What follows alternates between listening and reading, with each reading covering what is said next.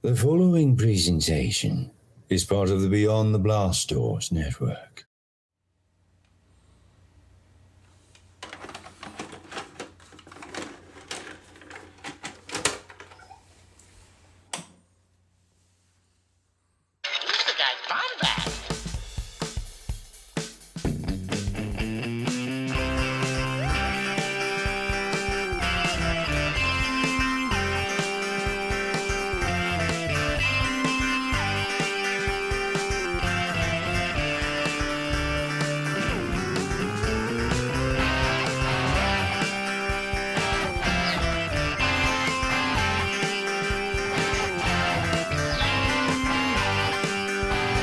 Welcome to the Bombadcast. What is going on, Bombad fam? It is me, your boy, Scotty Jero, with the Bombadcast here with Beyond the Blast Doors Network. Right up here. You can't see it. Oh, so close. Right up here. Right there. Hello. We at the Beyond the Blast Doors Network are very proud to present a bunch of things. We're a big conglomeration, a big group of content creators that are always excited to share what we've got cooking, what we've got going on. We've got Around the Galaxy. We've got Postcards from Galaxy's Edge. We've got Holochronicles and Beyond the Blast Doors Live, the first live Star Wars talk show every week. And in addition, if you are catching us this Saturday, you had just watched Bounty Hunting the night before on Friday night, and I may or may not be there. We'll see. But I'll tell you this much. We've got all kinds of great stuff in the works, and if you want the intel, the scoop, and all the special deets on it, join our Patreon page. It's going to be, I believe, Beyond the Blast Doors, or let me see, Patreon. Maybe my guest might help me. I think it's at the bottom of my show notes. Let's see, where is it at? Oh, yeah, it's patreon.com/Beyond the Blast Doors. If you want to, I guess, aid in our content creating, we are more than welcome to take your money and use it and distribute it amongst the whole entire podcast network. But with all that being said, remember, you can always find all your new Star Wars news and updates also at beyondtheblastdoors.com. Before we go any further, I need to tell you this, my listener, that our friend, the Ewok man, Jerry Cable, will not be joining us, but that's okay because I got another bearded man. Yes, he is also a part of the network. And this man right here, he told me earlier, he has a Hoth fetish. And we're not talking about Hoth. We're talking about something a little bit different. This guy also has a toy fetish, but not... Anyway, this guy is the one and only Andy Lemiere. His first time on the Bombadcast. He's from the Holochronicles. What's going on, big boy? Thank you for having me. Yeah, you better clarify the toy fetish thing. I don't know. I don't know if that's how I promote what I do. Oh, okay. Well, he likes short and stubby toys with movable heads, and he also likes really long and toys that go by the name Black Series. So he's a big toy Saber-esque. Yes, and he loves a good force effects saber. So that I do. That's how we do it. Anyway, let's clear your name. Let's stop slandering your podcast and everything. Andy, what's going on, dude? Hey, I'm glad to be here. It's my first chance to be on the Bombadcast. I think. Yeah, I don't think Josh has either. Am I correct in saying that? So you are the OG. Look at him. I'm dipping my toe in the Bombadcast here, and I wish Jerry could be here to join us, but I'm happy to fill in. Yes, in his absence. I mean, if you hadn't said anything, I wonder if anyone would have noticed. Because could you imagine so much the whole show not stated about it at all? I was Jerry, what do you think of that? You know, and you got to do your Jerry voice, but I don't know if you have that worked out yet. Yeah, I haven't practiced that one yet. Yeah, well, it's in the books. Then it's in the books. No, Andy, look, before we get into this whole conversation discussion, kind of plug your show, because I'm sure if you've listened to Bombadcast, you've definitely listened to Holochronicles. Hopefully, I would be safe to assume that.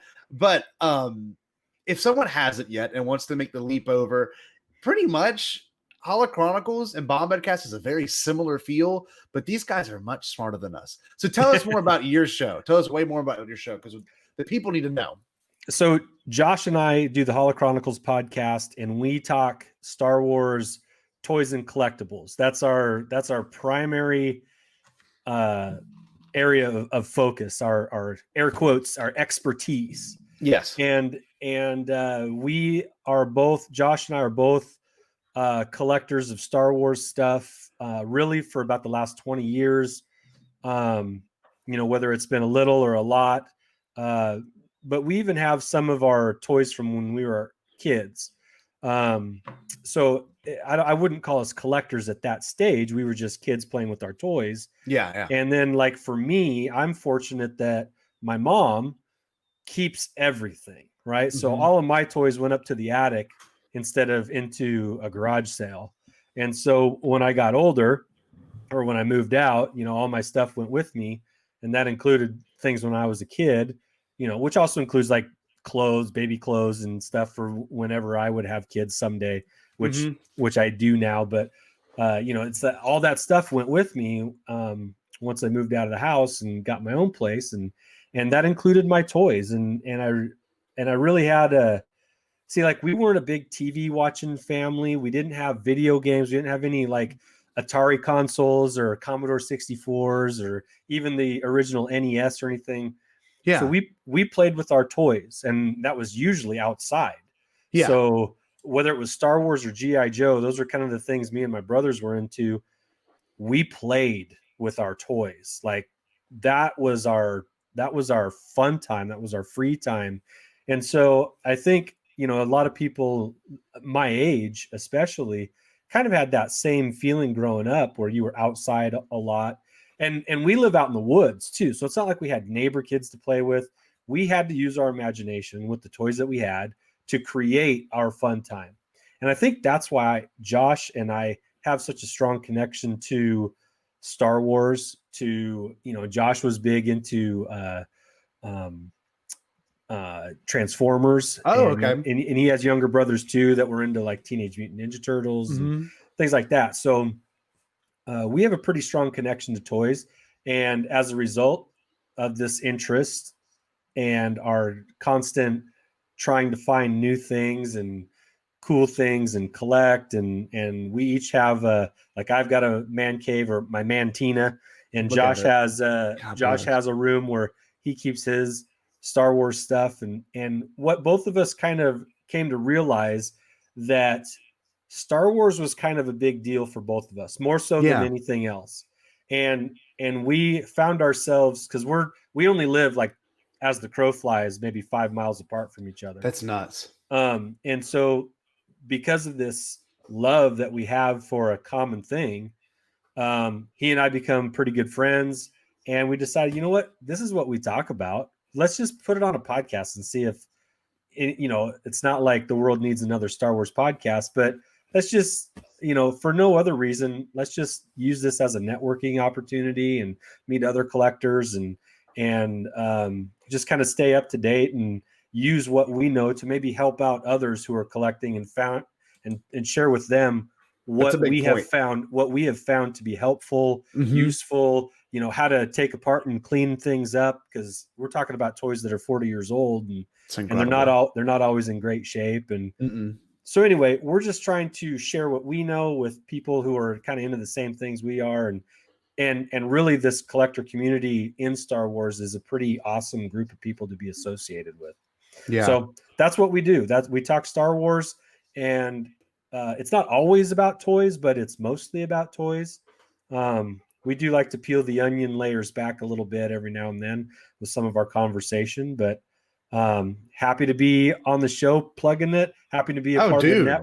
Happy to be on the network with you guys, and it's been a pretty fun experience for us in the last year and a half or so. Totally. But I want to hit on 3 things you brought up. Okay, one thing in particular, your friendship with Josh, because I think this is important for anyone that doesn't know about how y'all met and how y'all became friends. Because frankly, I don't even know, and I would love to know what started that friendship. Was it an interaction through collecting, or was it something more than that? Did y'all grow up together? I really have no idea. No, we didn't. Josh isn't originally from this area, but we had, and this was probably late 90s, we had some mutual friends. And so actually early 2000s, probably, had some mutual friends, and I knew who Josh was through a couple of buddies of mine who happened to work with him. And so we've known each other for a long time. And when Xbox came out, we played some Halo together. Oh, sick. Back in the day. But it wasn't really until the last, I don't know, 4 or 5 years that we really connected on this. It was through one of our buddies, Trevor. You know, he was like, "Hey, you know, Josh is a collector," because Trevor knows me as a collector of Star Wars stuff. He's like, "Josh is a collector too. You should talk to him about it. He's got bins of stuff in his basement." And so did you roll your eyes and go, did you go, collector? He ain't like me. Did you do one of those? Okay. No, honestly, my reaction was, all right, let's see what this guy has. Maybe I can get something from him. Yeah, maybe definitely. I can buy or trade or sell, or, you know. And he and I both kind of found each other, ironically, at about the same time, where we were collecting a lot of things, and we were both kind of to the place of, you know what, let's narrow this down into Star Wars. So I think the original deal that we did was I traded him an original Optimus Prime, sick, for a Rebel transport shuttle. Ooh, and so nice. that was our first little deal, and then from that we both kind of just honed in on Star Wars, and that's how it kind of came about, and that's, you know, it just took off from there. So sure, I'll tell you this: collecting is 1,000 times better when you do it with your friends, because you end up helping each other out, texting each other, "Hey, I just saw this. Are you interested?" You know, you kind of figure out what each other are into, and he's helped me a ton with my collecting, and I think I've helped him too. So it's been a nice little symbiotic relationship there. So you are a Force user and he's your midichlorians. It's exactly what it is. Or he is the Gungan to my Nabooian. There we go. People. So it's kind of no, I was gonna say it's kind of a cool thing that you found a friend like this. You know, like, to me, Star Wars has always been a friend that's like, when I find friends in Star Wars, it's like this weird thing where it feels so permanent, you know. And then, you know, for collecting is so niche. The fact that it was both Star Wars and collecting, and then your other interests that probably came from the later early 80s, you know, it's really kind of incredible. I don't know. And then towards the late 90s with all the big, I guess, trends then as well. Yeah, and weirdly, Josh and I are a week apart in age. No way. So we really did kind of grow up with the same kind of experiences and same, you know, likes with our, you know, what we watched, you know. Sure. You know, like we'd come home after school and we'd both watch G.I. Joe. He was doing it. He was doing it in California. I was doing it in Washington. But you know, so we have a lot of shared experiences, both of us. And maybe this is a good segue into our topic today. Sure. But for both of us, our very first movie that we saw, our very first Star Wars movie that we saw in theaters was Return of the Jedi. So we were both, you know, about 6 years old when that came out. And that, for me, I think that was the actual second movie I ever saw in a theater. The first being E.T. the Extraterrestrial, of course. Oh, of course. 82? And yeah, that was in 82. Yeah, Return of the Jedi is in 83, which I love. I love how that there's some connective tissue between those two movies. Oh, yeah. Right? And it's like, in a weird way. Like those two movies can actually exist in the same universe in canon. Yes. Because that would be incredible. Ewoks were seen in the prequels. Yes. Or not Ewoks, but ETs. ETs were. Yes, they were. Yeah. In the Senate chamber. Yeah, and there was in a scene, in the Halloween scene with E.T., there was a Yoda walking around, and E.T. was like, you know, he couldn't stop staring at him, like as though he had seen one before. So awesome. Hey, that could be a whole Bombadcast topic in general. We'll have you on for, Andy. Oh yeah, Lord. There's Easter eggs galore. Oh, of course, in those 80s movies. So, well, it's weird because I don't know. It seems like when people refer to the original trilogy, the black sheep for some reason is always Return of the Jedi, or it's someone's favorite. For me, my favorite OT movie is always going to be Return of the Jedi, just because for what it means to me. And I think it's the one, I think I don't have my original VHS here, but like the box is destroyed on that VHS, and that VHS is so worn down because like that's the one I like to watch the most. And I think reasons why is pretty much the discussion. So today we're going to be discussing in great detail the Jabba's Palace of Malice. Now, traditionally, when it comes to Bombadcast stuff, we might get off topic, but I think since we have Andy here, my boy Andy right here, I think we're going to do fantastic with this one. So, when I wrote these show notes earlier, I thought, why did I choose Andy for this? And it kind of dawned on me, okay? I don't know, I did not know Andy's exact age, but I could assume that he was born somewhere in the late 70s or early 80s. And I was correct. And like you said, this was the second movie you saw in theaters, and you were how old? 6. I was 6 when Return of the Jedi came out. Whoo, the perfect. Literally, I was a Phantom Menace baby, and that was the perfect age for me. I was 5 when I saw it, and you were 6 when you saw Return of the Jedi. And both those movies have their own weird little, I guess you could say, feel to it that deals a lot with, I guess, the inner child within, I guess, each person, right? Return of the Jedi is extremely whimsical and very, very lighthearted. And I think you, in turn, Andy, are in some way lighthearted and kind of whimsical yourself. But why do you think I chose you for this, besides the fact of your age? Well, I think the age is like you said, it was the sweet spot, right? Perfect. The George Lucas sweet spot. I was the right age to enjoy everything about that movie. Yep. I was not bummed by Ewoks, right? No. That they looked, like hollow-eyed murder bears, I loved the Ewoks. I loved that at walking out of the theater, I was on a high, right? The good guys won, the bad guys were defeated. Yep. Maybe Darth Vader wasn't the complete bad guy. Like maybe he was only like 90% bad. Yep. And you felt a little bad for Luke upon, spoiler alert, finding out that Vader was his dad and that he ended up making a sacrifice for him. Yep.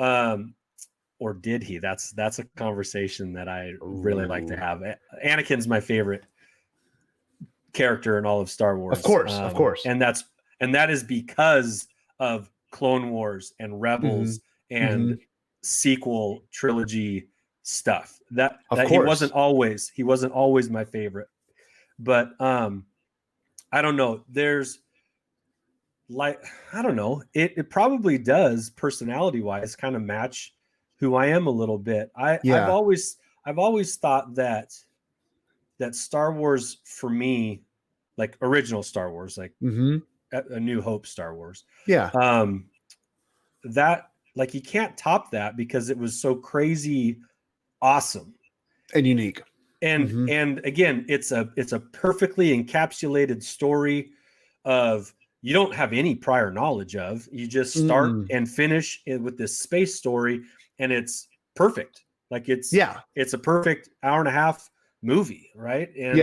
And cutting edge and things you had never seen before. And then you get into Empire Strikes Back, which is more complex and very slow. It's a more richer story, and the themes of it are really kind of brought up to it, and you have to think about it a little bit, whereas you didn't have to think about Star Wars. And so it was a richer experience, and it took a while for people to kind of like get on board with, what do you mean it ended on a cliffhanger? Like, what? Like, I have to wait 3 years until I get the resolution. I couldn't imagine that. I mean, it was genius, but that was still relatively a new concept back in 1980. Like, you ended movies, and there weren't trilogies that like there are nowadays. Every series is a trilogy now, and so, but then you got to Return of the Jedi, and it picks up, and the anticipation for it, because even at 6 years old, I had seen Star Wars and Empire Strikes Back on You're aware on of Betamax. course, I'm definitely aware of what's going on. I didn't walk into it as a fresh Star Wars experience. Of course. It was just my first experience in the theater, right? So for me, like, it may not be the best story of the original three, but it's the one I'm most sentimental towards because my dad took me. It was my second movie in a theater. I came out of the theater like air lightsaber and everything, and So awesome. feeling like on a super high note. And I wanted to see it again immediately, you know. So of course. So my nostalgia towards it isn't any higher than any movie that I've ever seen. So that's why, I mean, it resonates with me. It's not maybe the best one. It's not the most cutting edge one. It's not, you know, whatever your qualifiers for ranking movies are. Sure. It might be in the top 5 for me. It's in the top 5 for me. But it's the one I'm most nostalgic towards. Dude, and I think it's the one I return to the most as well. You know, for all the same sentiments, there's something about the beats of this movie that no other Star Wars movie has. You know, you don't, I mean, of course, A New Hope's kind of a slow burn now. Empire is definitely this one that like requires focus, but this one you really can put on and enjoy in passing because each sequence in this movie is super memorable. And I don't know, to me, this is where Star Wars kind of got its formula, right? For like true formula. Like this is where kind of most movies take place in certain aspects and the stories hit certain beats now that I think were all based on Return of the Jedi, you know? And I think it's important to also bring up the fact that not only were you a kid during all this, but the marketing for this movie alone. I mean, all the marketing I see for old Star Wars stuff, I mean, obviously a lot of it's the 70s Kenner's toy. Then I see some 80s like the Empire Strike Back cups and stuff that I randomly see. But pretty much everything following it, Return of the Jedi was just like this. Like you see the blankets still. You see all the bedspread stuff. At least that's what I see. You see like all the toy masks. You see all kinds of crazy stuff just from this one movie alone. And I think that also might be a part of it is that it kind of probably encapsulated everything for you as a kid. You know, it was your Phantom Menace because you know the Phantom Menace marketing was just like it was everywhere. Nuts. Yeah, it was nuts. I'd imagine, you know, Return was the same exact way for you. So, Return of the Jedi took everything that they learned from Star Wars and Empire Strikes Back and in a lot of ways perfected it. Yeah. Because with Star Wars, a lot of the merchandise didn't come out until after the movie came out. Yes. And so there were very few items that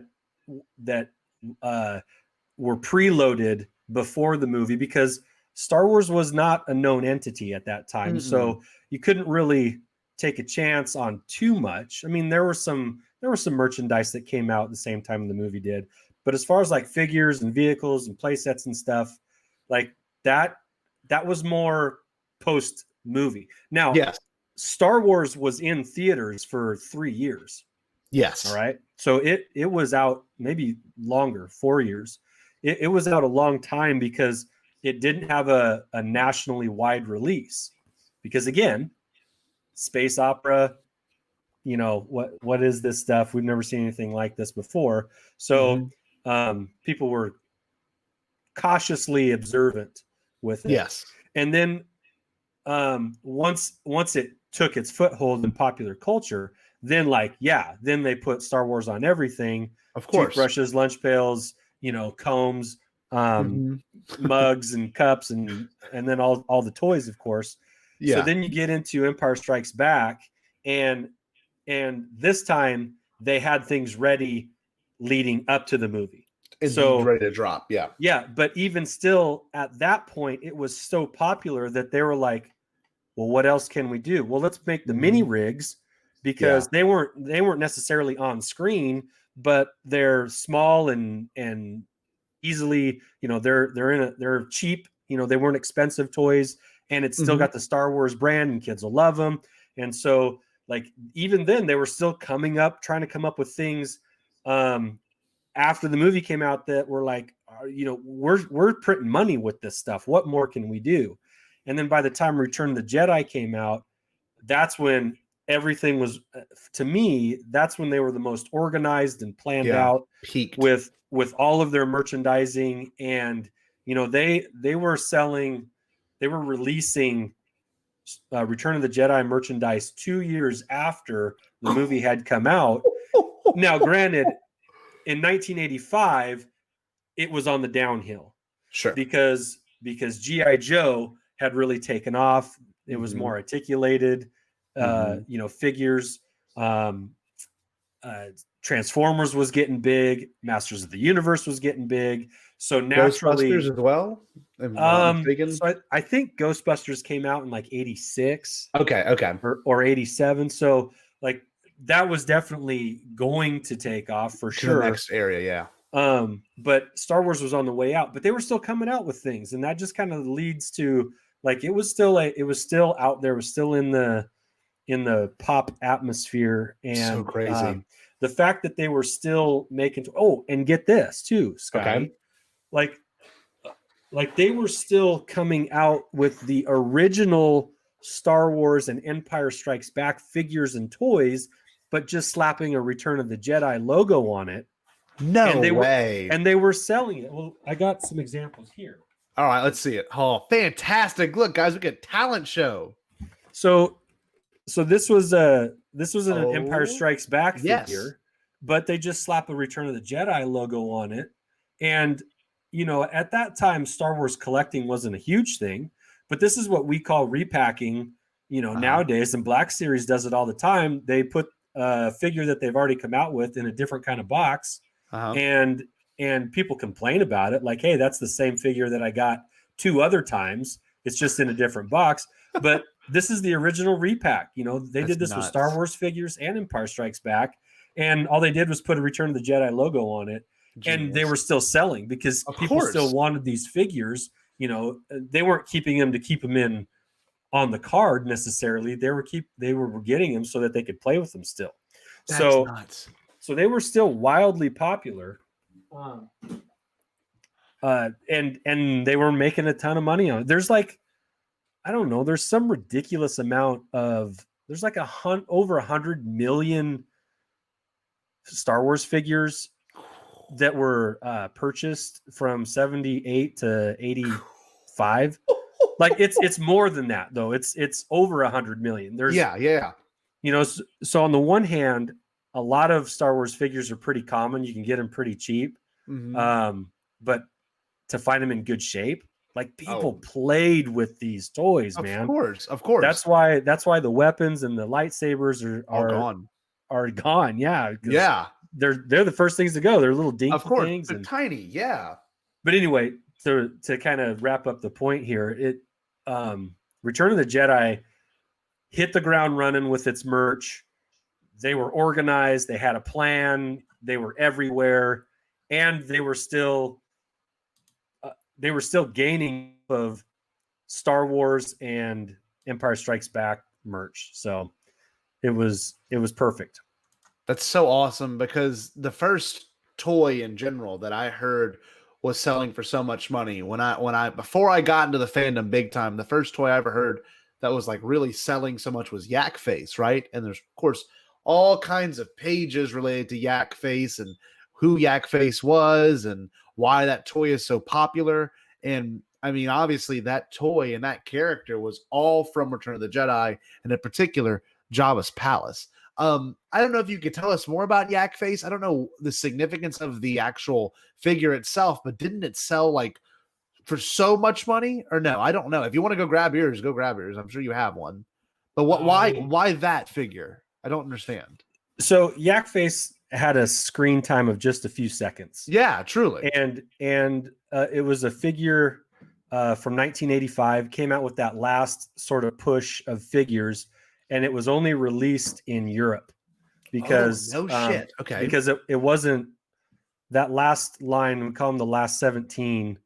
The last 17 figures that came out weren't super popular. There was actually a lot of Jabba Palace figures in that group, and very few of them had much screen time, so they were kind of obscure and weren't super popular. He was kind of weird looking, and so as a result, they weren't super popular. and so they didn't sell a ton. And if you wanted a yak face, you had to get them from, you know, the UK or Germany, you know, or somewhere like that. And so not a lot came over. And as a result, now they're one of the most collectible figures you can have in a collection. If they're in any kind of good shape at all, you know, the bottom end is, you know, $300-400. Wow. And then they just go up from there. So I do have one. I was trying to think of where I put them. This is a problem, y'all. When you have too many figures, your yak face disappears. No, I've just heard of it being expensive, and I've never really seen. I've seen a figure, of course, on Google. Oh, well, okay. I have them in a case with. Okay, no worries. Yeah, no worries. I'll take a picture of them and you can post it. You can post it on your Twitter or something. But it's important to bring it up because I don't know. That's the first figure when I ever even thought about not collecting, but just thinking about why Star Wars toys are expensive. That was the first one that ever came to mind for me. And it's weird, like you said, the last 17. If you don't mind, do you know them by heart, or was it mostly Jabba's palace people? Well, okay, let's see if I can do this here. Here we go. You put me on the spot here. Yes. Is Ree's one of them? Ree's, no, he's considered a common Return of the Jedi figure. I saw him at Celebration one time in like a regular box that you could buy for like $3. I'm like, yeah, that's totally not a well-known one.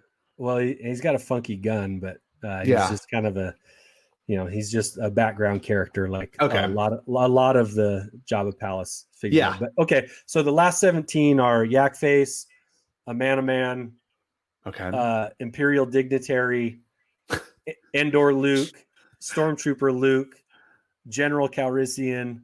Oh my God! Listen to this. A-wing pilot, Imperial gunner, telescoping lightsaber R2D2. I said a man. Then we got like the Ewoks, Lumat, Ramba. Dude, you're killing it. No, you are though. Not Tebow. He wasn't a Warrock. Yeah, Warrock. Paplu. Those are the Ewoks. Good. Got them out of the way. A Han Solo and Carbonite. Wow.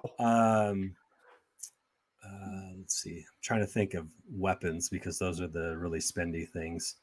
Barada. I think I'm getting close. Are you keeping track of how many I said? Because I think you have gotten to 15, if I'm not mistaken. Okay. Maybe you did. Maybe you did all of them. I don't know. Do you have them on a shelf over there? Like I do, but I can't really see them. That's the trouble.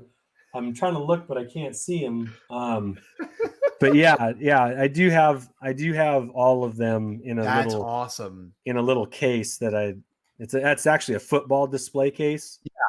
That I put little tiers on so you could kind of see them all there. But sure. Yeah. Anyway, that's next level, dude. I'm not gonna lie. Well, I'm pretty impressed right now. They're really cool and tough to get, so I want to take care of them. Of course. Well, I don't know. So I think we haven't really said it straight up, but Jabba's palace was perfect in terms of marketing. Like from the second you walk in there, you get greeted by a Gamorrean guard and then Bib Fortuna.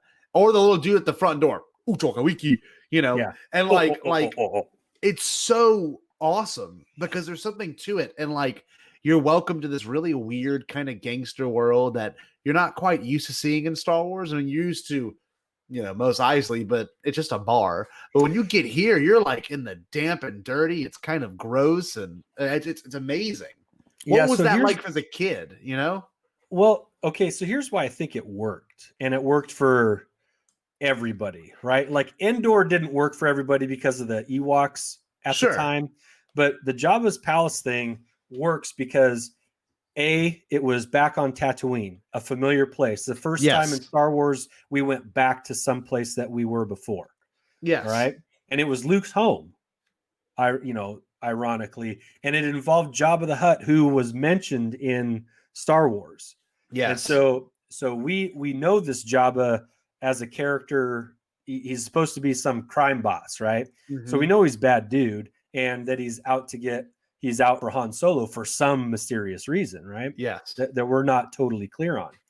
And we're going to go get Han back because that's where Empire Strikes Back left off.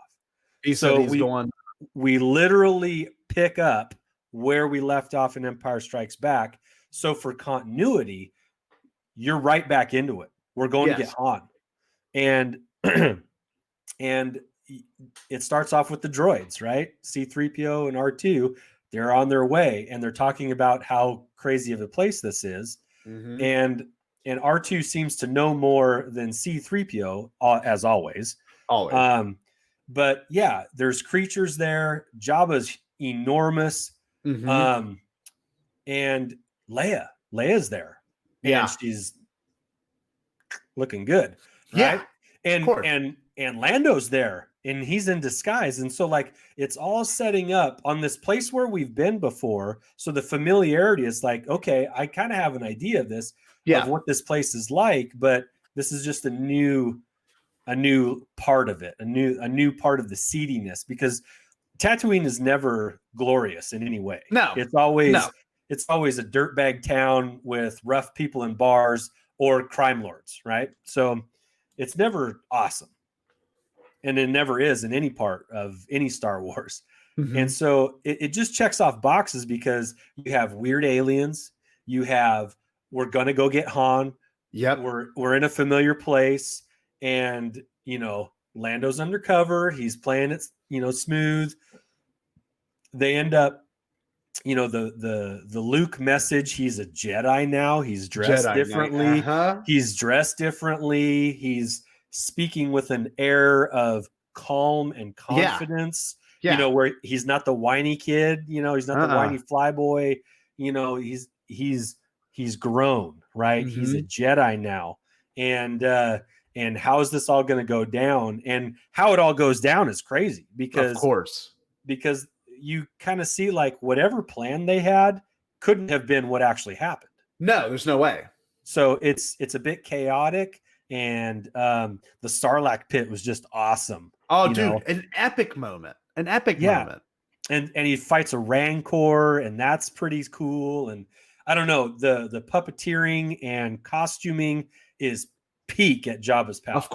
Of course. And there's a lot to this that's really layered, There's a lot of atmosphere building. I think this is the first time. I think Cloud City was a really good, and Hoth were really good establishing things, and obviously the Death Star in the first Star Wars. But like, this is the one where it really went full George in terms of like all the anthropology, like, he's got an assistant who can't speak the language to communicate, so he needs a droid. And Jabba's this huge dude. He's got a funny, talking monkey dude at his leg, and then he's got all these people that gather around him, and probably, they probably have some sort of, bong circle or something that they all hang out and, chill with. They got dancers and musicians, smoking the hookah. Yeah. There's definitely a vibe to the place. Yes. And like, you instantly, and at least for me, I instantly think of like a really, well, at least maybe it's from my phone, I think of like a really damp and dirty New Orleans bar, it's just like this place that we used to go to called Siberia. This was a nasty place. It was disgusting, but you went because it was fun and the people there were weird and the whole thing was weird. But like, I don't know, Jabba's got all kinds of weird people at his hand. There's a Corrin there. Even in the new ones, they throw a Dug in there. It's just weird. Like, I just love how it feels because I feel like a lot of the prequels kind of took on this whole, let's embrace the weirdness of Star Wars and exploit it a little bit more. And that's all Jabba's palace was just weird, but it really fit that, at least to me, that like early 80s blockbuster feel. And I don't even know why. Like, I felt like a lot of movies from the 80s within itself had a very, weird puppety vibe. And it worked, it worked great. And this is where they got to really play with that, because you could have taken a lot of the Jabba Palace background characters and put them in Labyrinth, and it would have been seamless, right? Oh, of course. Or Dark Crystal, original Dark Crystal, or and so that was definitely like how far can we push this stuff? Oh, of course. like the actual a man character had like each arm was like 6 feet long and had its own puppeteer, you know, and he's only on screen for like 8 seconds. You know? Exactly. So they really got creative with that, which is kind of cool. It's some of it's a little hokey looking now, sure, you know, but at the time it was like, whoa, man, these are like some crazy. Exactly. And they didn't just cantina it. They made new aliens for it too. Most people don't realize that. I think the only returning one is a Rhodian, right? You see one Rhodian in the background, but I'm pretty sure Quarrens were new. I'm pretty sure a Malastirian was new. Who else? There was Gomorian guards, obviously. Bib Fortuna, the Twi'leks. Those are all thrown in there. How crazy is that? Dude, Twi'leks are so huge now. Yeah. Just think of how much you see these later on, you know. In the prequels and in the animated stuff. So it's really very cool. And I think there's one little tiny detail that also can't be underrated. Okay, and that is that Boba Fett's there too. Yes, true. Which there we go. Marketing. The character purely pushed for marketing, right? Would you agree or no? 100%. Because you could take Boba Fett out of that scene and nothing changes. No, absolutely. You know, the plot, nothing about the storyline, nothing changes. However, the curiosity built from Empire Strikes Back about him was so great because he was in a badass costume. Oh my God, the greatest. That's why we have the show we have now. And he had, literally. There's a faction of Star Wars fans that say Boba Fett's the most overrated character in Star Wars. And I get it. Okay. Yeah. I'm a big Boba fan. But I get why they say that, but he's not overrated because he wasn't used hardly at all.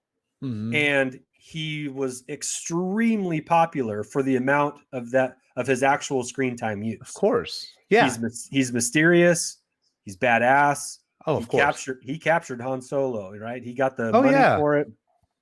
And the mystique surrounding him is far greater than any story that you could have told about him.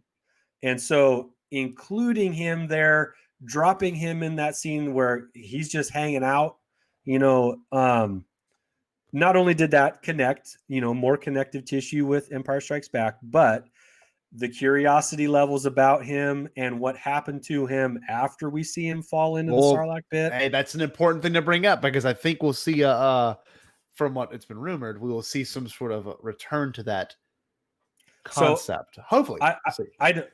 I don't think Boba Fett qualifies as overrated because overrated to me would be somebody who is a main character that kind of flops. Yeah. Like there's also a faction of Star Wars fans that would say Kylo Ren is just a JV version of Anakin and he's super overrated.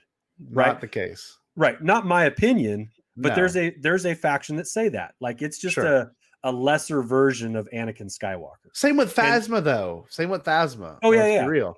Same with Phasma. Like wasn't used to their full potential. Yeah. Like didn't meet up with the expectation. Mm-hmm. And that's a whole nother Star Wars problem in itself, not meeting expectations, but yes. Which is, it's a dumb thing, but it's a real thing in this fandom. But but I don't think we could have used Boba Fett more. We didn't need more Boba Fett. He was on screen for the perfect amount of time and moved the plot along for what he was needed for, and then that was it. He was gone. Yep, gone. But because he looked cool and was mysterious, there was a lot of fan support behind him. And so dropping him into Jabba's palace was a perfect move. Genius. I mean, he wasn't there very long. He was in the background just like all these other aliens, and he died an unceremonious death. Yep. You know, but the story, the headcanon people have, and even the fan fiction, like the 90s was a blooming harvest of Star Wars stories that some were pretty crazy, but a few included Boba Fett. And, we got a little bit more story from, anyway, I could go on about Boba for a while. No. It's important to bring up because this whole Jabba's palace thing kind of brought him back to the forefront. And I think later when we look back at this conversation that you and I just had, and maybe even in terms of Return of the Jedi, I think we're going to see a return of either that character or maybe an aesthetic of that character that's been long lost, and I think it'll be stated, what happened to him, where'd he go? He even could be, not even just the Mandalorian, it could be a book as well. Yeah. But anyway. Well, when we got young Boba in the prequels and we got teenage Boba in Clone Wars. Yes. And so it's like, so we've been getting little bits and pieces. Yeah. But for him to be in Return of the Jedi was pure fan service. Of course. But it worked. And it worked. It worked great. It worked great. And I think it's a respectful thing to bring up because, same with like characters like Sly Snoodles, like what a weird that character wouldn't have fit anywhere else but that moment. And I think that was the point of Jabba's palace, is like, let's get as crazy as we can. Everything from a laughing monkey lizard to Max Rebo with a big blue elephant. So it's just like, it's just balls to the wall crazy, right? And one thing I think has to be brought up, because you are a fan that watched it originally in the theaters, mind you.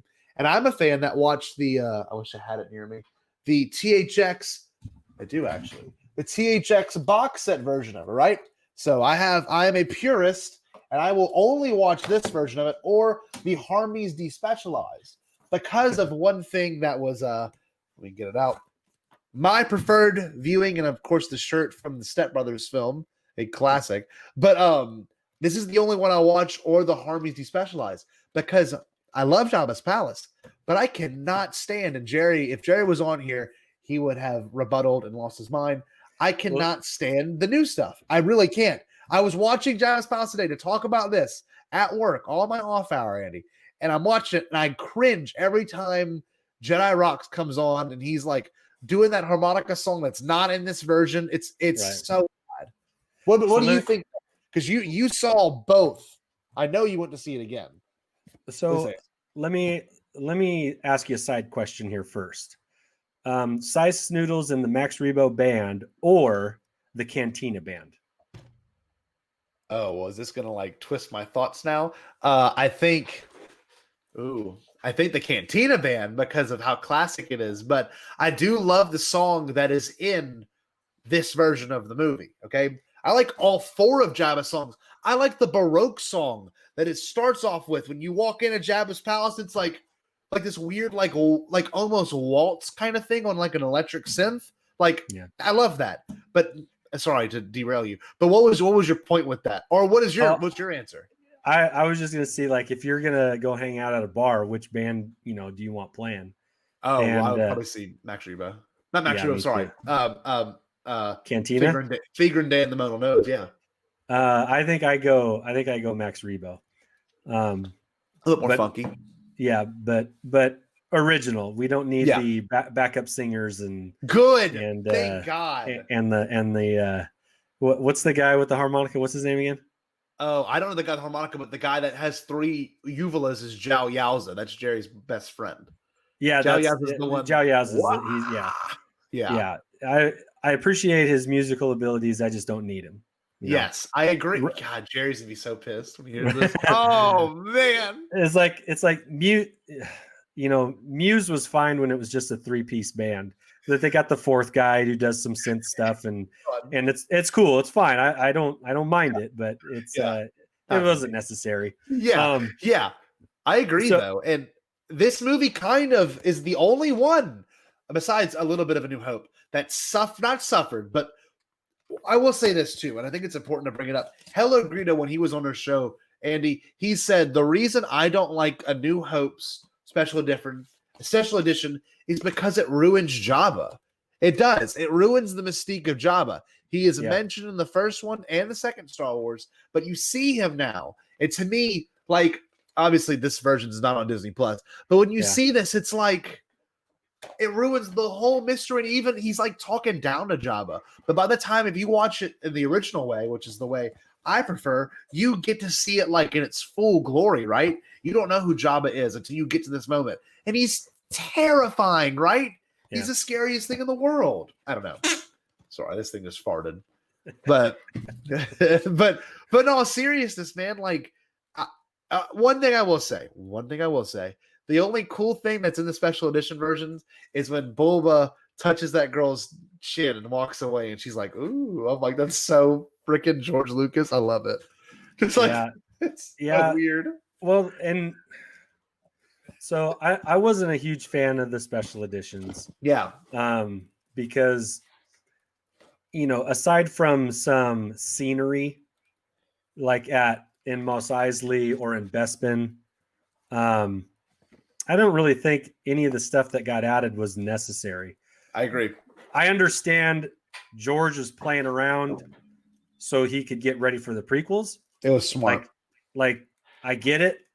Baby. That's not how I want to view it, but I understand why it was done and that there was a purpose behind it.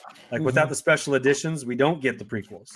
You're right. Because he's playing around. That's his sandbox. So he gets to play with it. And that's fine. But when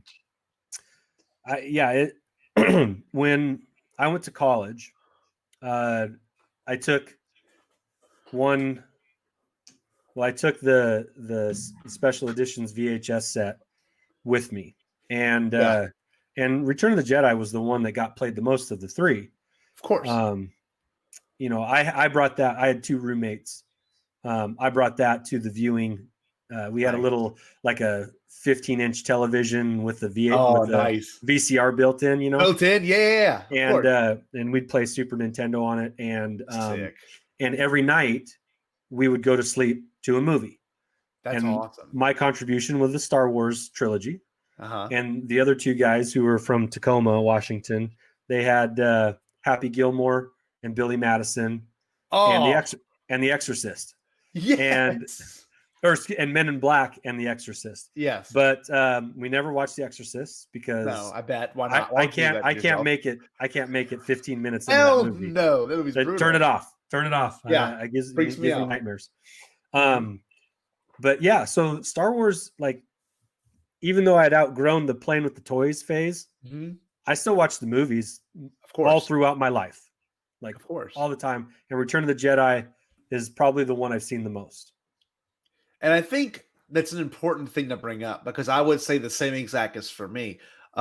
There's something about it that's so unique, and like not just the Jabba's palace scene, but especially the end of the movie. It's so dense, and I don't know. I very random thing I want to bring up, because this is just a deep Star Wars lore thing, and for people that may or may not know, there is indeed a nip slip in this Jabba's palace scene. I forget the dancer's name. Do you know it or no? I don't know off the top of my head.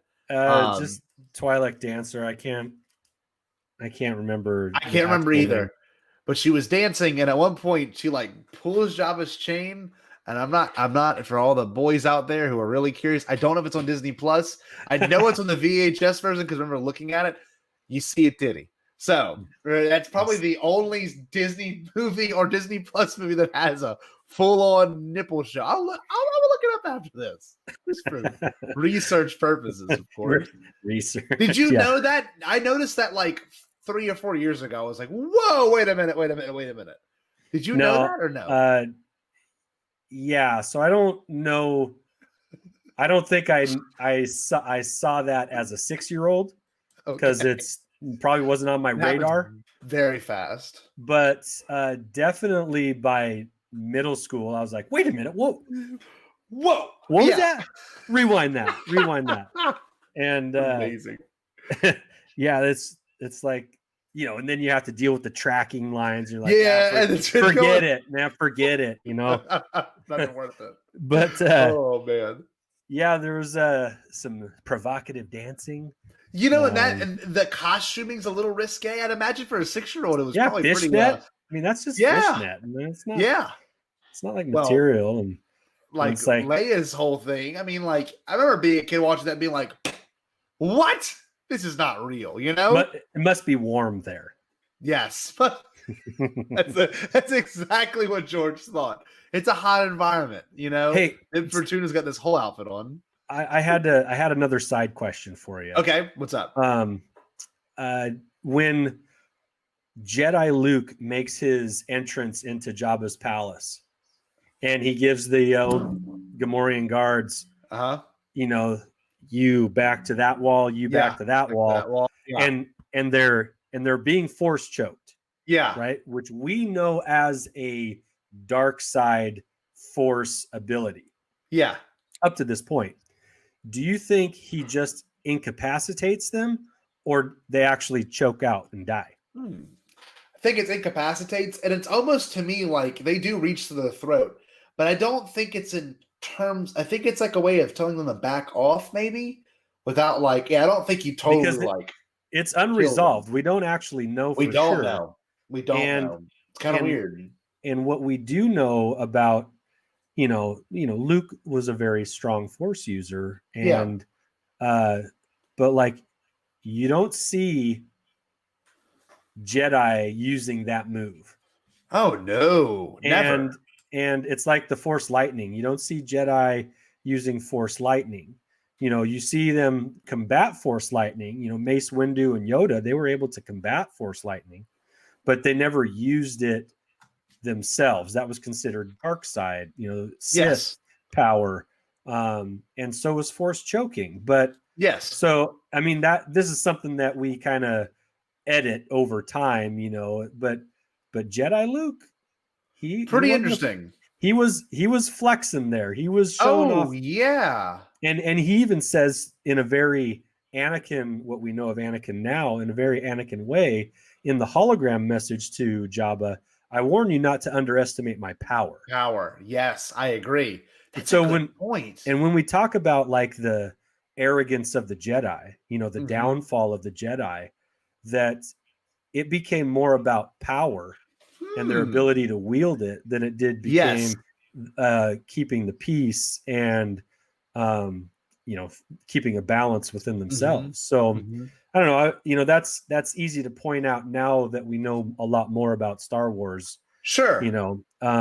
But kind of re-editing Luke a little bit, because he didn't really have any example to fall from. No, not at all. He just knew that he could do these things. Yes. And that he was supposed to be the good guy. Yes. But he was dressed in all black. Yep. Which was very Vader. Delusions of grandeur. My favorite line. And he was using some Vader ability too. So yes. I don't know. I like that. No, I like that point because you got to think about it as well. He didn't have a formal master. I mean, Yoda could be considered, but I don't think, not to my knowledge, I don't think he really ever went back to Dagobah after when he left. And I don't know if they even spoke to the Force. But one thing is for certain is that he did develop these concepts on his own, right? He was not there with someone else teaching him it. Well, it's really good. And it's not like, and depending on if you consider the expanded universe canon still or not, but he didn't have holocrons to teach him or the Jedi texts. We know he got them at some point.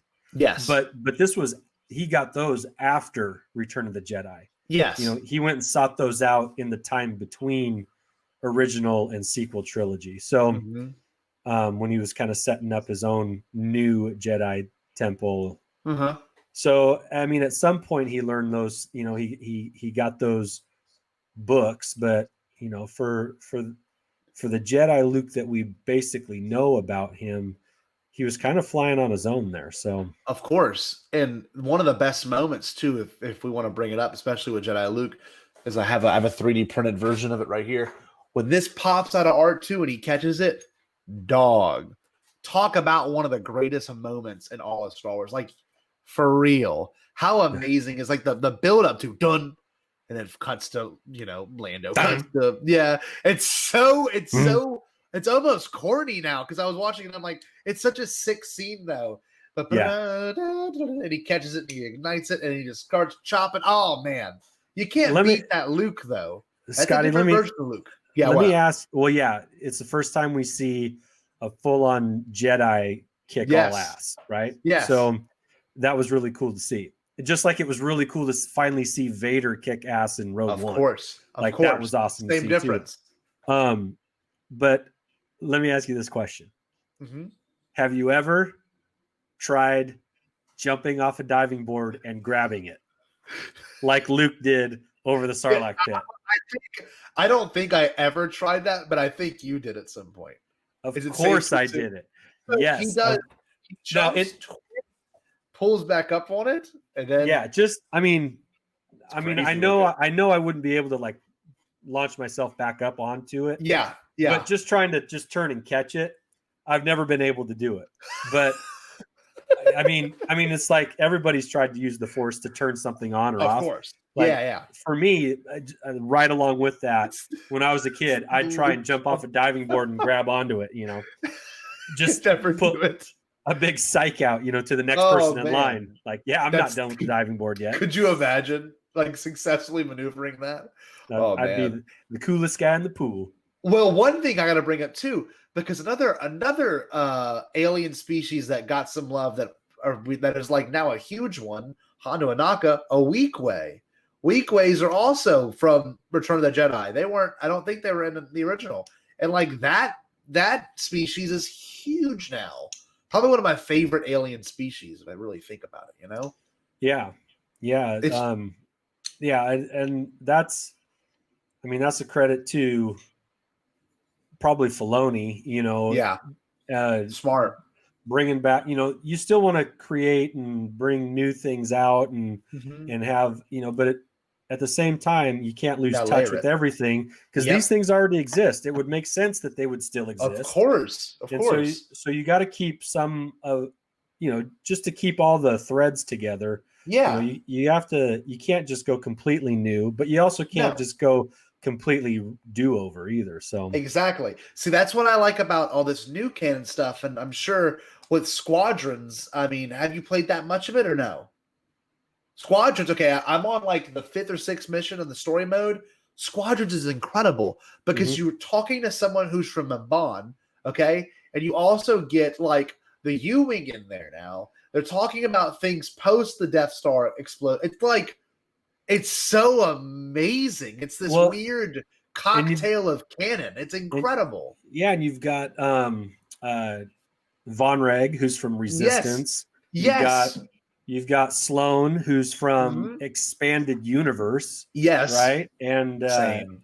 They even mentioned Thrawn at one point. If you talk to one of the characters, like, Thrawn had who would have thought Thrawn, whatever I said, Admiral Thrawn was an avid art collector. I'm like, yes, just throwing stuff in there. I love it. And Hera and Wedge and and you've got the Imperial ships from Rebels that are in there.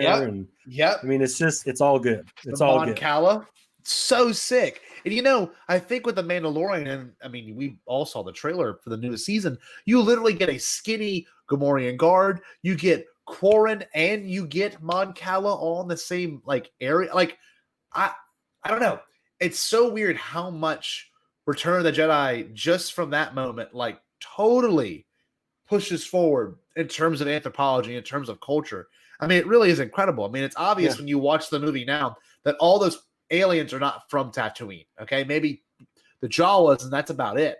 But everyone else, now you got Jabba, who's got, now Hutta is a huge point in canon. And you got this whole, legion of mob bosses as well, which is great from Clone Wars. You got New Orleans the Hutt. Zero the Hutt. Me slash noodles.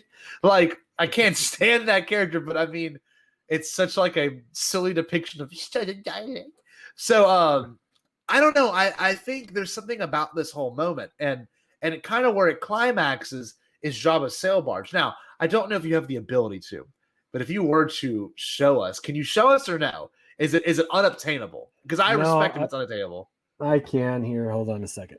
Oh my God, guys! I watched this video before Ann and I were even friends. Remember watching this video? Y'all, look at that! Like I Shut can't the front door. No, it's okay. I think we can zoom in see on it, but I think we can see it. Dog. Oh my God.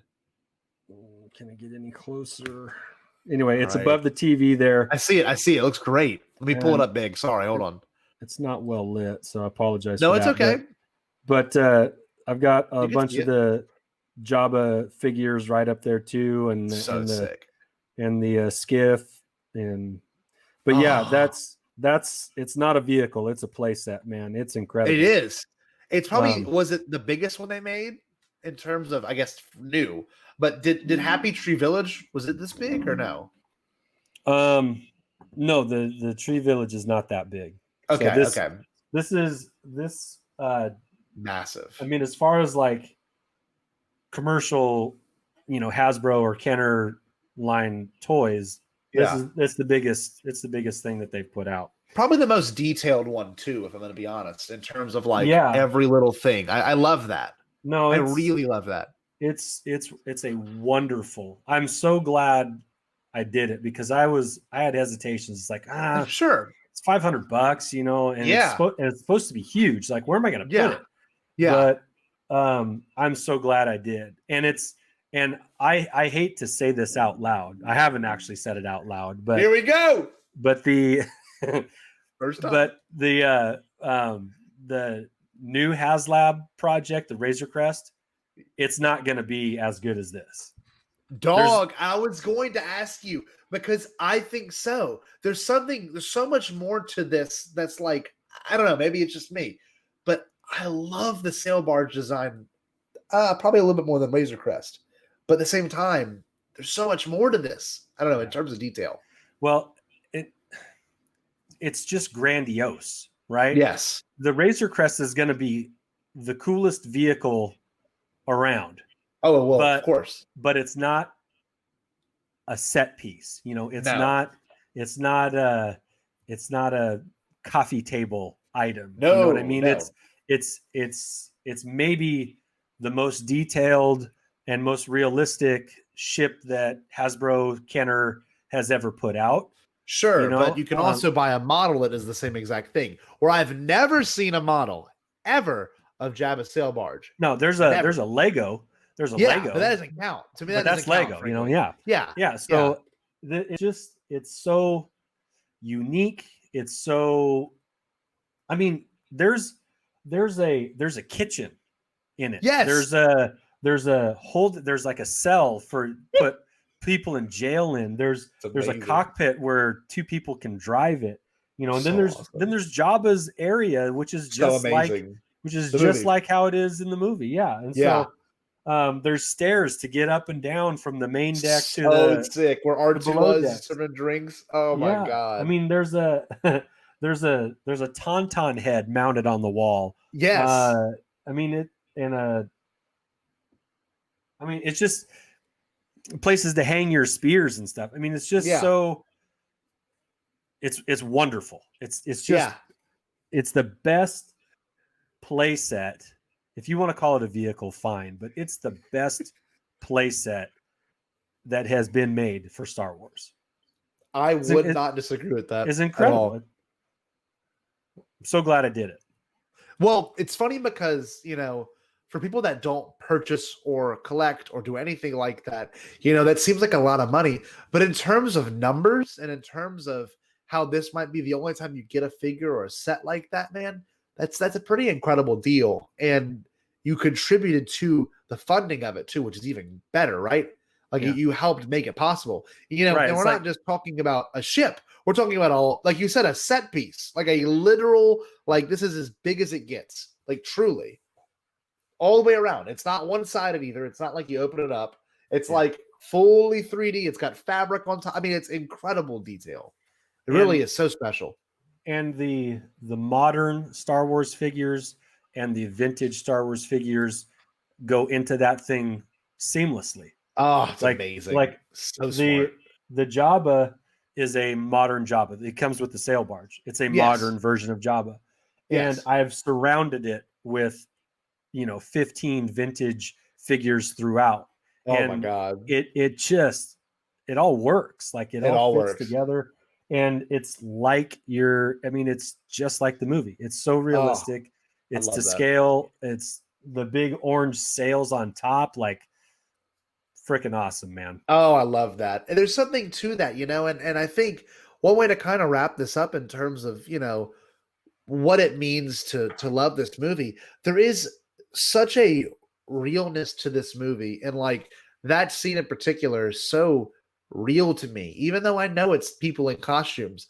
But every time I watch it, the music, the moment, the characters, the acting, the feel of it never feels fake. And to get something like that and hold it in your hand and say, wow, it really is real, is such a profound moment. And I think that's the power of collecting. That's the power of action figures. It's the power of any sort of model making. You get to hold this thing you see on screen, right? And especially this thing. Huge moment. It explodes. It falls across the dudes. It's beautiful. It's such a cool design. I don't know. Can you elaborate more on that for me? Because I know that's probably one huge part of your collecting is the fact that you get to look and own and I guess observe and appreciate this kind of stuff. So with my nostalgia being very high for Return of the Jedi, owning something like that, if HasLab came out and did a project from, the prequels, something involving the prequels, like that would really resonate with you, Scotty. Oh, dude, I would in a heartbeat buy, like literally, like the Boutique Classic. If they had a set piece like that with like a couple of pods, oh, dog.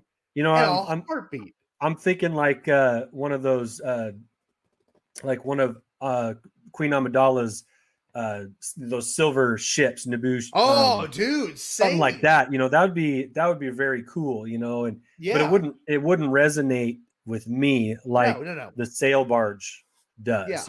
So that's, they hit my sweet spot. I bet they did. And from what I understand, the HasLab projects, at least the first few, were supposed to be original trilogy based, just to cover the widest range of purchasers, that it would resonate with the most people. Sure. To kind of get this idea of HasLab doing a project every couple of years that was kind of bigger. And originally the Razor Crest project was supposed to be a Dagobah play set with X-Wing. Oh, I know that. But, wow. But it got scrapped at the last minute because it wasn't, like in some focus groups, it wasn't like hitting on all cylinders. Interesting. So they knew that the Razor Crest would, and the Razor Crest was actually supposed to be a Galaxy's Edge ship, like they did with the Millennium Falcon. Yeah, recently. About. Yeah, that was supposed to be a Galaxy's Edge thing where you could buy in stores or pre-order from. It wasn't, but then they scrapped that and did the HasLab project, which will be a better version of it. But sure. But that's why it's only $350 and not like a higher dollar amount. Yes. You can still get that Millennium Falcon for $400. Yeah. And so the Millennium Falcon is more expensive than the HasLab project, which wasn't the original intent. Yeah. But they needed to come out with the project soon because people were getting impatient. They had deadlines, whatever. Anyway, I rabbit trail. But seeing, okay, I'm gonna rabbit trail one more time. Please. When the sail barge blew up, okay, this is my own headcanon. It was over the Sarlacc pit. Right? So I gotta think the Sarlacc ate some bits of the sail barge, right? Yeah. And there might have even been large pieces that fall down in there. Inside. Which would make it pretty easy for somebody who fell into the Sarlacc pit. Maybe is able to get out of by climbing on the Sarlacc on some debris. Yeah. So maybe that's where Boba Fett to Cobb Vanth to the Mandalorian, gets its. That's what I want to bring up. If, and I don't want to get anyone's hopes up, but let's see, what's today's date? It says what's today's date, Andy? You're a teacher. We know these things. Today's the 6th. Okay, so exactly 6th. 24 days from this recording, and if I do my math correctly, just about 20 days from when this episode drops, we will be watching a new season of The Mandalorian. Now, who's to say when we're going to go to Tatooine, but we definitely end up at Tatooine. More than likely, we probably will see the return of either this character or the look of this character. But let's say he rides up and he sees the crash sail barge right there. What is going to go through your mind? Are you going to lose your shit? Because I am going to. I'm going to get so excited. But for you, for someone that has an attachment with this Jabba's palace and the sail barge, will you either be like, or you'd be like, oh, please God, don't mess this up? Like, what goes through your mind? Because this is now your child in terms of nostalgia, right? Well, Like, if pod racing showed up in a Mandalorian thing, I'm gonna lose my mind. But if something like this shows up, you tell me what goes down. Well, I mean, they already did the speeder bike thing. They did, so that was a nice, because I love the speeder bikes. That was just awesome. That sequence was sick. That was so cool. But like, I've thought about that too. It's like, well, who's been occupying Jabba's palace in this time? Yeah, someone has to. Someone has, should have. And there's stories about who's there now and whatever. But I kind of doubt that. I personally don't think there will be any connection to Jabba's palace or the sail barge, or even how Boba got out of the Sarlacc pit if he shows up. Sure, right. I think that's just going to be left to make up your own story, because sometimes that's better than how it actually turns out. Of course. But Filoni and Favreau, they do have a way of throwing something in the background. Yep. Like having the EV-99 droids be the bartenders in the original cantina, and R5D4 that still has the IG heads for canisters. Yes. So, like, where droids, we don't serve droids here. Now they're serving, right? So so they have a funny way of bringing things back and being creative how they do that. Like if they're out in the dunes and they happen to just go by some wreckage, and it's just there for a moment, like that would be awesome, right? That would be like, sail barge. That's where that's where Star Wars lore and history occurred. Of course, and it doesn't have to even be on the screen for more than however long a speeder takes to drive across the screen. Yeah, but if you can see like a shabby orangish sail kind of on some forms, like, oh my God, like it doesn't. It's not going to impact the story at all. It's just going to be like that one's for you, ROTJ fans, and they don't even need to do that, but it'd be like that would just be something that I could see happening. And even if they didn't, it's not a big deal. That's the best part is, like you said earlier, expectations will lead you to being upset. I mean, everyone will be like, it's a wasted opportunity. But to me, even if they give you a morsel of it or nothing at all, it's not a wasted opportunity. It's just something that could or could not be there. I'm never going to be upset about it because something else in the episode is going to make me 20 times more hype than just seeing that. But like you said, in case it does, if it does, oh my God, it'd be a whole different story. It would feel so right. So here, I don't know. Hold on one second. Let me go. Let me text Dave here and tell him, is it too late to tell? Bitch. I call him Dave. I know. Whatever. We're tight, I call him Mr. David Filoni. That's what I prefer to. So I just sent him a text on my Han Solo and Carbonite phone. Nice. And we'll see what he says. See if we can get that. See if the volume can hook us up with a little. Send me a screenshot if you can. That'd be really awesome. Okay, sure. I'll do that. Dude. I'll post that on Twitter and tag you. Perfect. It's just what I want to see. But anyway, damn it, Andy! If this was not such a blast, man, I'm so glad to have you here and do this. Yeah, this was fun. This was awesome. So, with all that being said, Andy, besides your giant plug at the beginning, and besides the wonderful network above your left shoulder, if you were to point up. Let's see. Can you do it? Left. That's your right. Right? No, wait. Am I wrong? Wait. No, I'm right. Or there's down here. There's one down there. Okay, that one is down there. Okay. Or it could be, let's see if I can get it. Or right here. Or dang it. Or right there. See, we have to leave this to David. Let's be real. All right. We're not the weatherman. But no, Besides the network, dog, what else can you plug about your show and what you do? Well, at the time of this show coming out, we'll already have done our second episode of Bounty Hunting, which the first episode over the Podathon was a big success. So sick. So super sick. fun. And if you haven't seen it yet, then you should go watch Bounty Hunting. Yes. It's interactive. You can play it at home. And if you're into Star Wars toys and collectibles, it's right up your alley. He even sold some toys with the show as well. Remember whenever who was it? It was who was it? Dang it. Someone Harrington maybe? I don't know. I showed the card of Charles Soule's signed card and they actually went and bought it. So you can get some good finds. Who did that? That's right. Yeah, we did make somebody aware of something that they actually ended up buying. So that was pretty cool. But sometime this month, probably towards the end of the month, Josh is going to be giving away a Black Series snow speeder. Oh, wow. No way. And I think he'll be doing that on David's BTBD Live.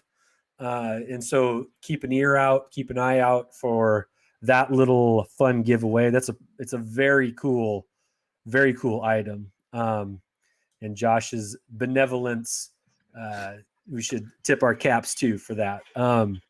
He's got an extra sail barge, by the way, just in a box in his basement. Jesus. We need to convince him to have that be the ultimate network giveaway. Dude, right? that would be truly the most. We would hey, maybe this Podathon 3 or Podathon 2. Yeah, 2021. Cool. That could be, and as long as we cross 5,000, so it's just worth the money. 5,000 donations. Hey, we're doing business work right here. Yeah. We're making all these plans for Josh and his stuff. Yeah. So this is great. Man. No, but we took this Monday off on our podcast just to kind of prep for some things this weekend that we're doing. But we are every Monday. We've been going live a lot lately, and I think we'll probably do that. That's pretty fun. But again, for all your latest Star Wars toys and merchandise chat, come see us at Holochronicles on Twitter.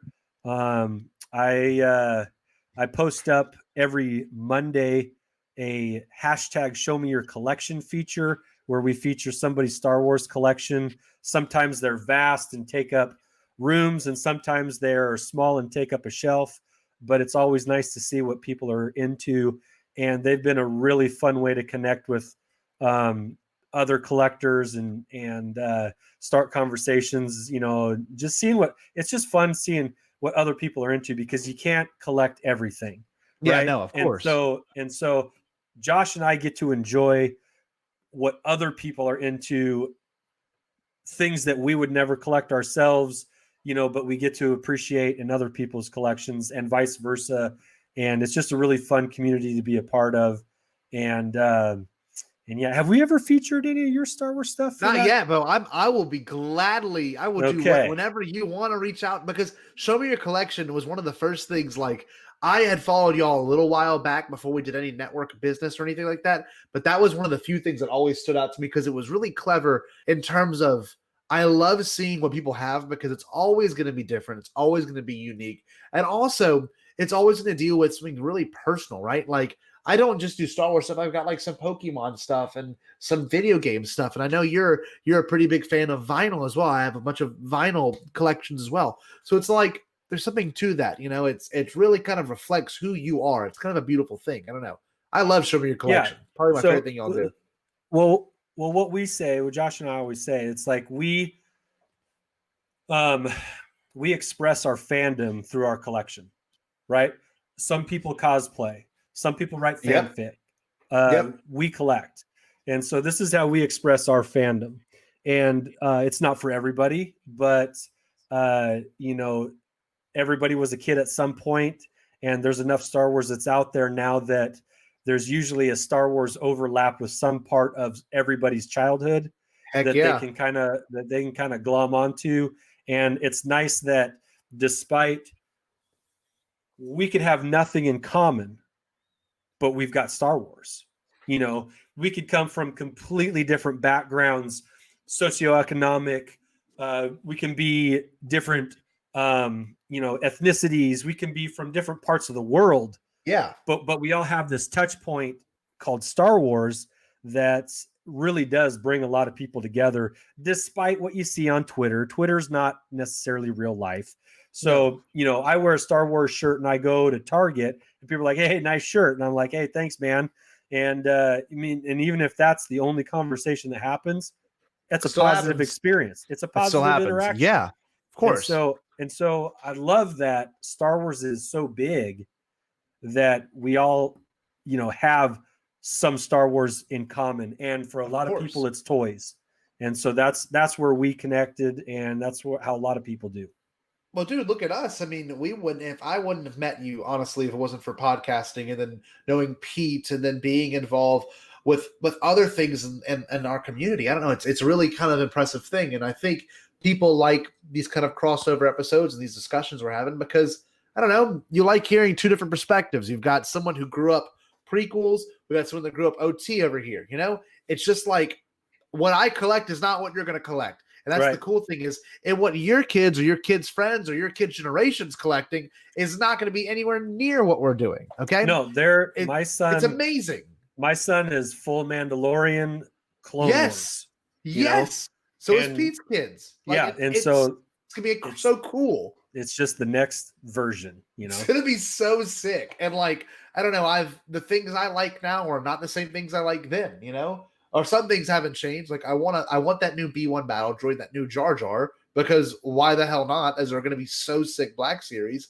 But I don't know, man. It really all just boils down to what makes you who you are and what you enjoy. And I think that's the moral of this episode. If I'm gonna find a moral, half the battle. Yeah, there we go. But thank you again, Andy. It was a blast having you on, and I'll see you on Bounty Hunters, or you may have already seen us on Bounty Hunters by the time you're watching this.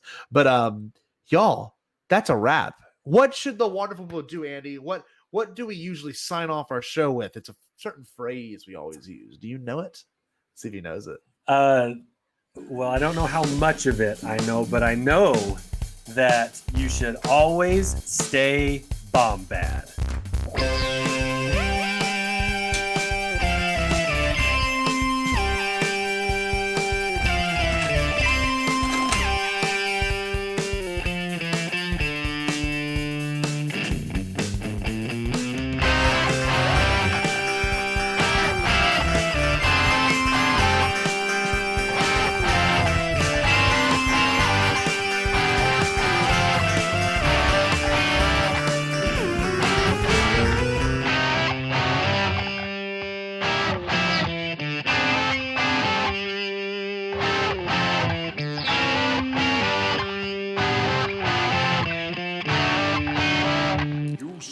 All Bombad.